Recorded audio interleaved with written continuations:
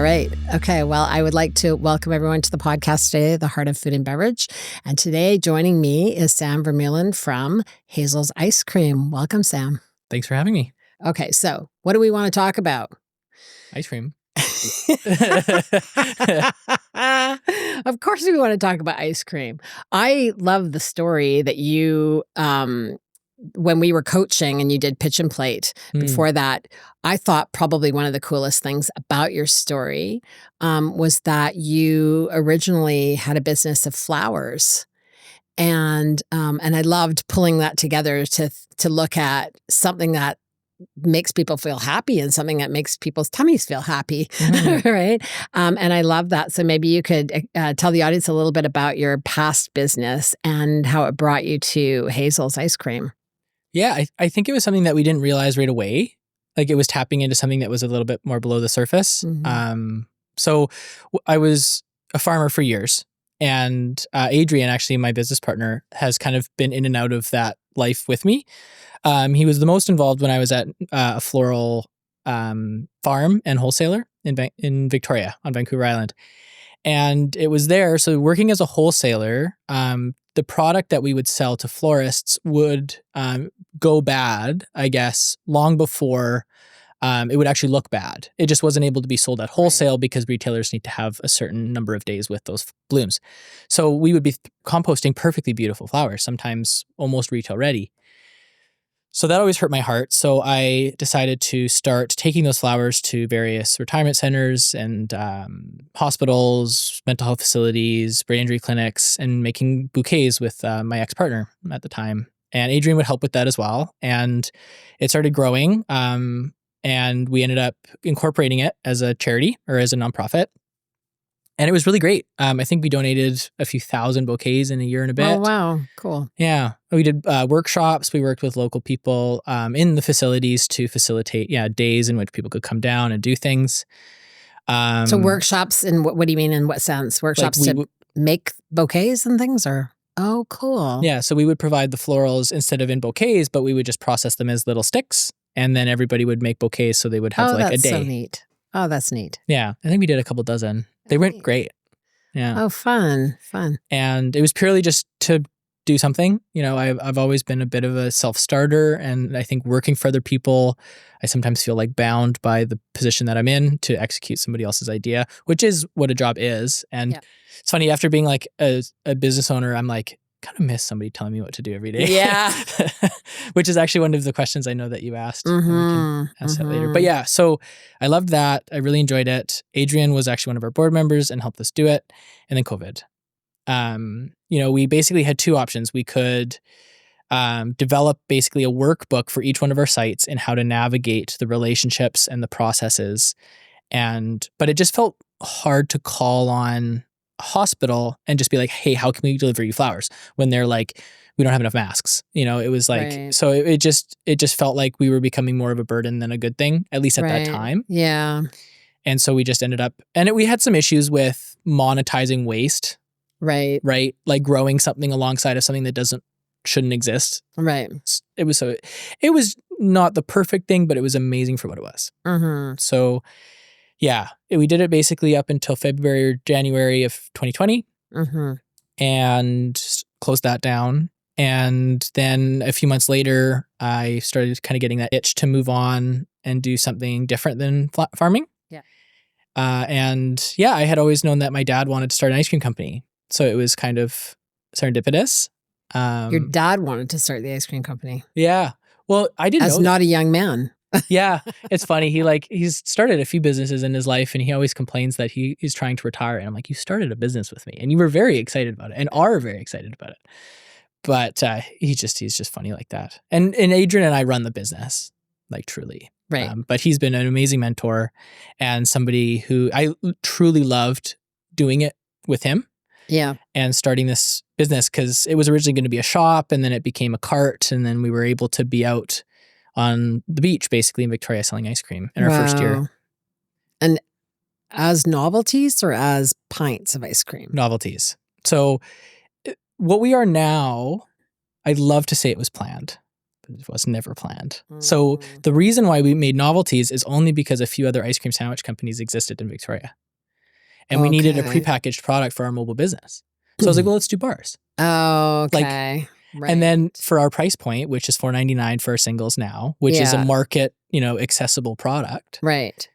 At the time, we were like, $5, no change, makes sense. Right. It wasn't such a guy thing to say. $5. Having worked in the farmers markets, and I would have 3 for $20, and most of the people that would buy the 3 for $20 were the guys, because they're like, I don't want change in my pocket. Totally. I know it's such a guy thing to say. No change. It's great. Yeah, I think my dad was totally on board.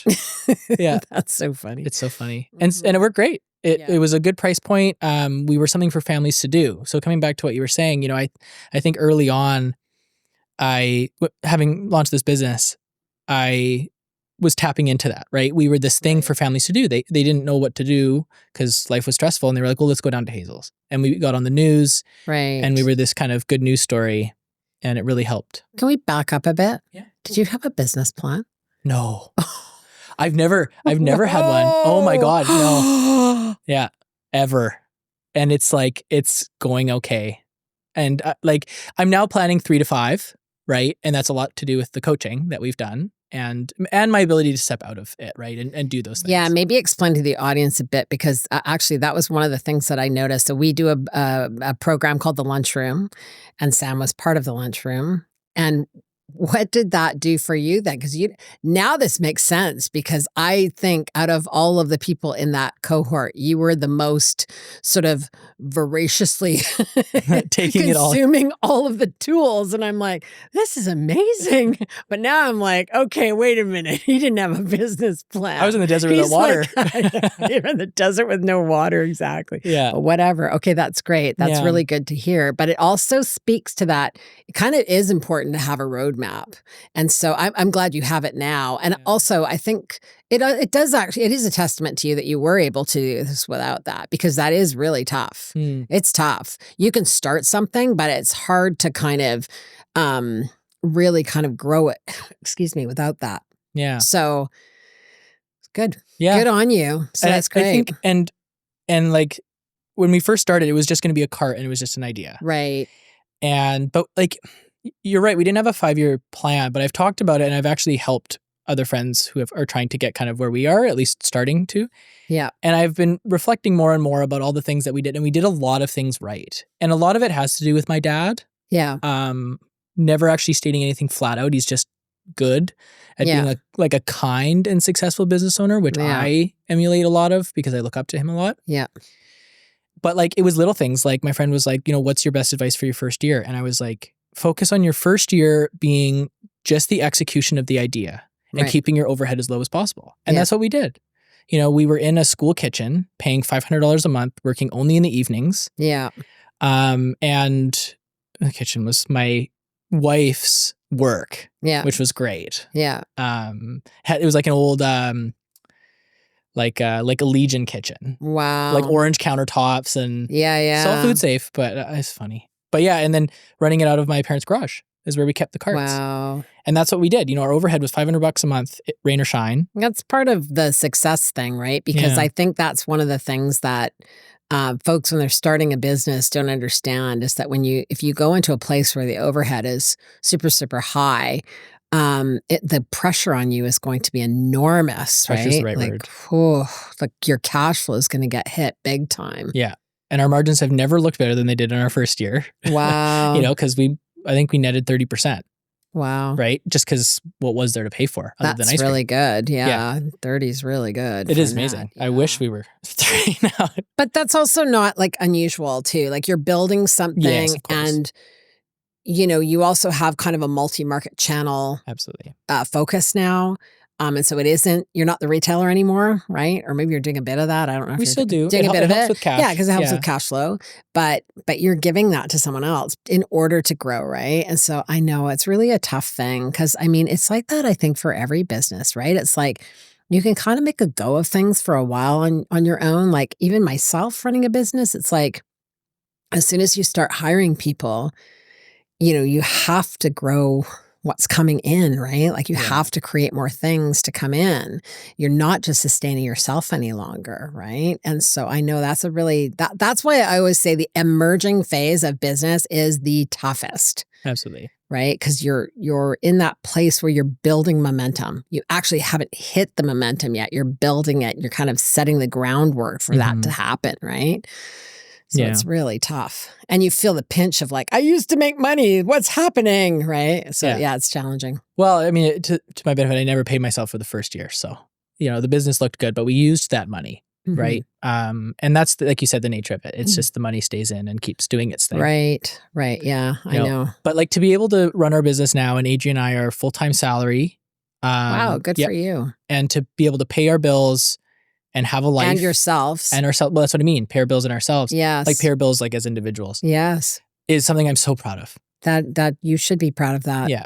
Because I think that's a really tough thing to do. Yeah. And so were you not paying yourself when you had people working with you or no? In the first year, yes. Okay. I was not paying myself. I really want to talk about this because I remember going through this and it's like the worst thing in the world to do. Like it's really bad.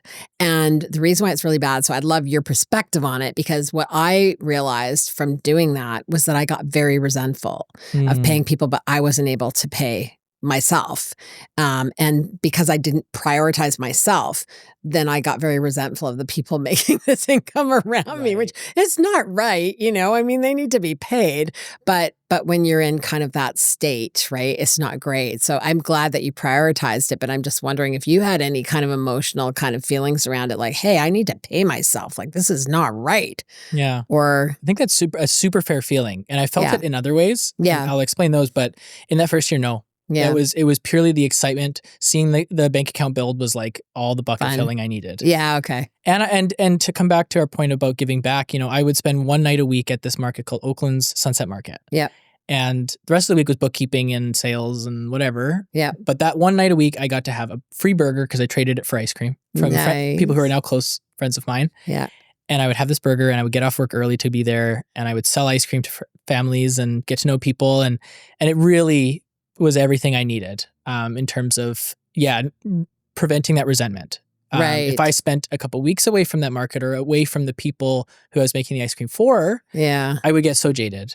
So being there and just being like, that kid comes back every week and asks if we have enough bubble gum. Okay. And I was like, bucket full. But where I found I was getting the most resentment as a business owner is when just everything's coming down on you in terms of like the demands of outside of yourself that is a business, right? So events, orders, production, and then sickness starts to roll in. So Adrian, my business partner, he doesn't get sick very often, but we had a lot of staff going down at one point. Yeah. And I remember being like, I wish I could be sick. I wish I could just call it in. Yeah. And I wish I could just that's a version of what I was talking about. Yeah. That's a version of it. It's exactly. just, I know. It's just not prioritizing yourself in this equation is what it is, right? And actually, it doesn't really happen in the beginning, because I agree with you totally. I mean, just even getting my logo, I think I was on cloud 9 for like 3 weeks, right? Oh, the initial phase is so fun. Oh, it's so fun, right? It's just like it's almost like falling in love, and it's like crazy. But there's a certain point at which you start to get tired, and then you start to feel like it's all on me. It's all on me. Everything's all on me. Why me is the big one. Yeah. Well, that's really just burnout is what it is, right? Yeah.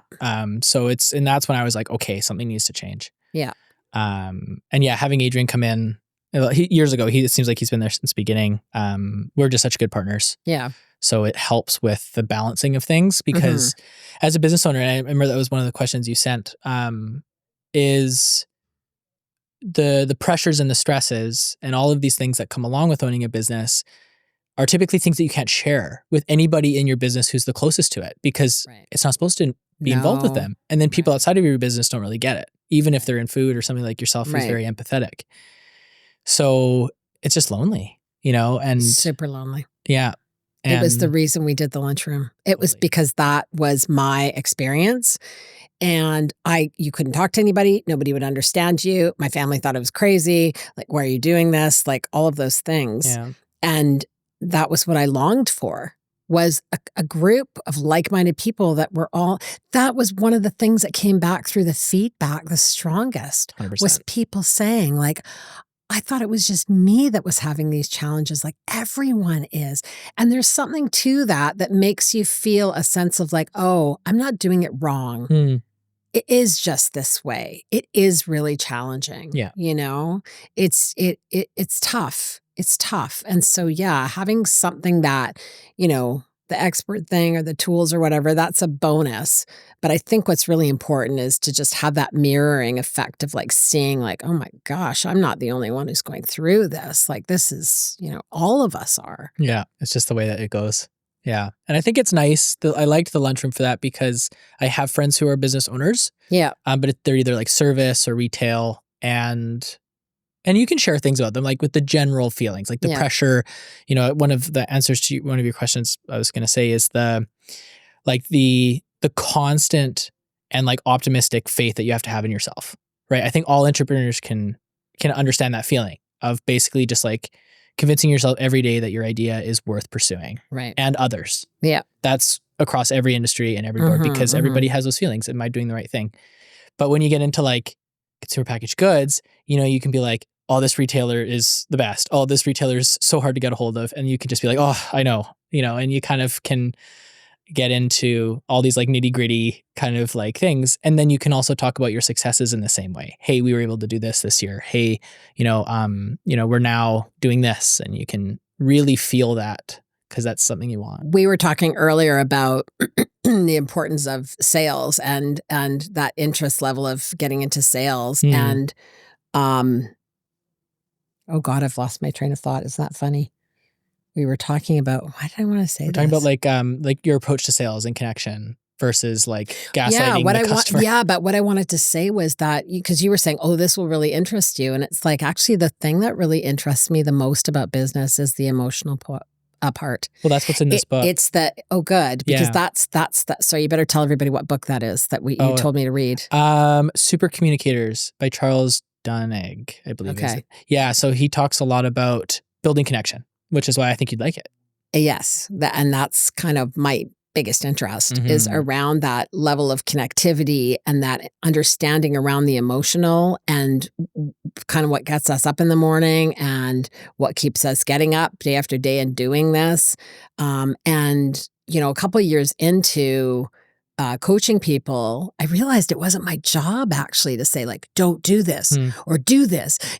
It wasn't my job. It was just to help people where they were at that moment in time on the journey and to be an emotional support and then also offer kind of tools or ideas or bounce things off of me or whatever. But it wasn't my job to say, don't do this, because there was folks that I worked with that I never thought were going to be successful, but were very successful, right? And because you don't really know what's in the cards for someone, right? And also how much resilience someone has and how much they are able to do that. And so that's what kind of got me was like, there's a little bit of a je ne sais quoi about entrepreneurs where, you can kind of see the ones that you think are going to be able to make it.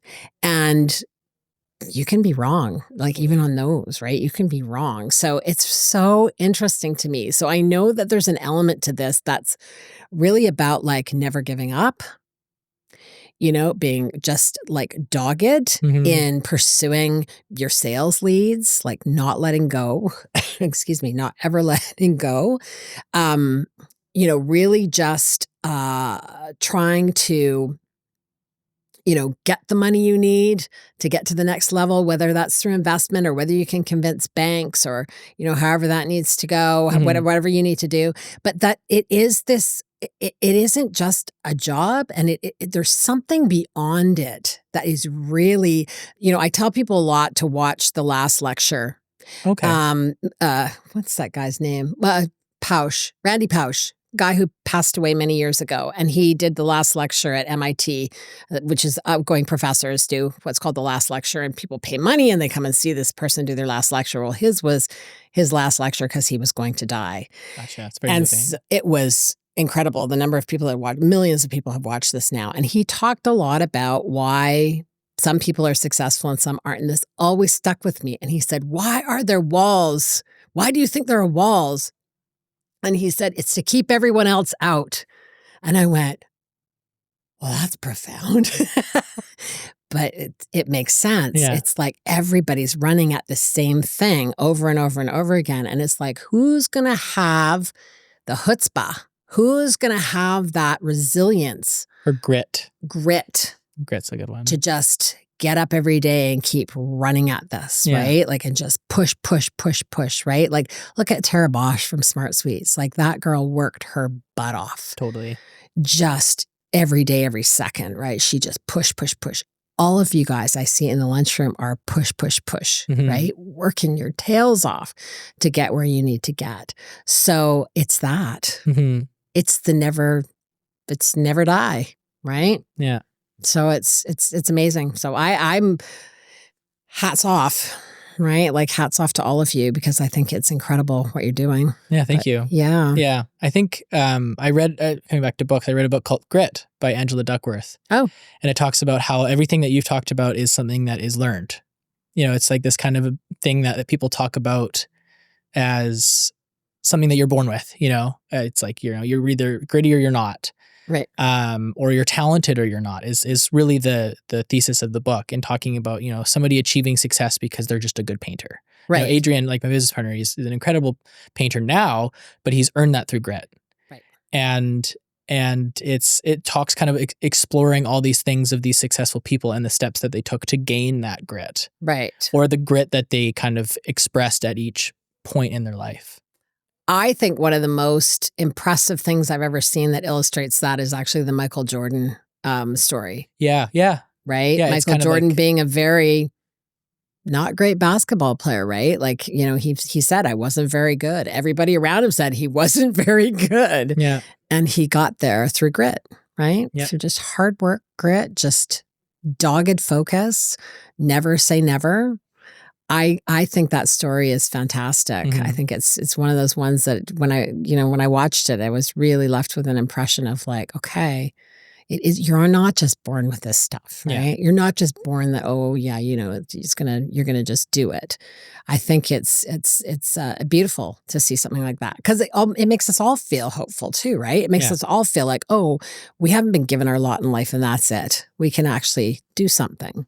Well, in this book, they talk about how people who are actually born with it are typically less gritty because they've never had to work for something. Oh. So it's those people who are born, let's say, talentless and hopeless, is, you know, like nobody is, but, and they're like, well, like I need to foster something. Right. And it's that, it's kind of like a chicken and the egg thing, right? Like the people who are able to create that environment, like Michael Jordan, are the same people who at every level of their advancement through, you know, a career or a skill are going to be, that's not enough. Right. They're going to be the hardest on themselves. They're going to be the ones who are looking into themselves instead of at others. They don't blame other people. Yeah. They go, how can I improve? Right. And that's that constant, you know, dissatisfaction in yourself. And if you can balance that with like, you know, joy, then you're going to win every single time, because you can be proud of yourself, but also look at yourself and go, you know, I can do better than that. Yeah. Or I think there's room for me to, you know, hit, what if I got that much better? Or what if I did that? How do I do that? Right. You know, and be happy with where you are, but seeking kind of something, you know, great. Right? At least what your version of great. Yeah. Yeah, I love this conversation because it's turned into a lot of psychology, and it's wonderful. But I want to hear a little bit about your products, because we don't want to end without hearing about some of the exciting things that are happening. So let everybody know what it is that you're up to right now in terms of just what's coming down the pike. And I know you're coming into our From the Ground Up show in June, and what's exciting for Hazel's that's coming up. So when we started, we had the singles. And we've done those for a few years, and it is still our product. But what's the most exciting thing about this year is we have moved into a new production space, which has allowed us to develop a new product, which is the multi-packs. The same bar that everyone loves, with actually an increase in quality, in my opinion. Yeah.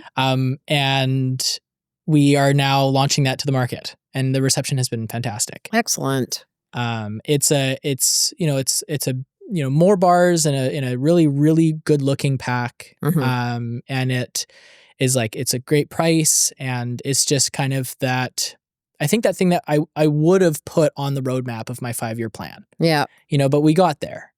And you did. And, now that we're here, it's like, okay, so how can we like really lock this thing down and build that out? Because I would have never been like, I'm going to go talk to the Sobeys, reps about a pack when we started, because I never even thought about it. Mm-hmm. But now that we're here, it feels so like natural and something that we can really, really execute. Right. And combining that, with what we learned in the lunchroom and all these other things, and just where I'm at professionally and where our team's at professionally, and where the world's at, or at least Canada, everything that's been happening, it's just like this thing where it's like, oh my gosh, we have to execute this. And it doesn't feel like we're on toothpicks, right. Executing something. It feels like we have this foundation. Oh, that's wonderful to of hear. Something to be really proud of. What would you leave for the folks that are listening to this? Because it's funny, I was actually talking to someone the other day that was on this podcast, and she said, I love listening to the podcast. I listen to all of them because I get to hear everybody else's perspective. Mm-hmm. So what would you leave to processors that are listening to this? What kind of advice would you leave to them about sort of this growth curve, especially in the stage that you're in the emerging phase? What are the things that you think are just the most important for them to be thinking about? What should they be thinking about? I think so. There's a book that I read. I talk about a lot of books. Yeah. I learn a lot from books. I never went to business good. school, right? So I just read. Gotta learn it somewhere. And it's called Ramping Your Brand. And it talks about like the staircase, or the half pipe. No, either way, it's that S curve of growth, right? Yeah. And so, we were growing, and then we hit that vertical growth when we got our distributor. Yeah. And a lot of it was to do with doors, not sales, right? So it was first or second orders, but not third or fourth. Right. So we hit that vert and we did really, really great. And then we were curving off.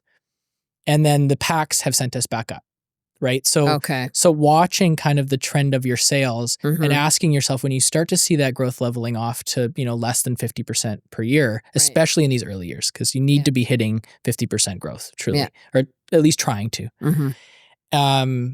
Is asking yourself, what can I do to expand that is within our wheelhouse? Right. But while not necessarily introducing new products.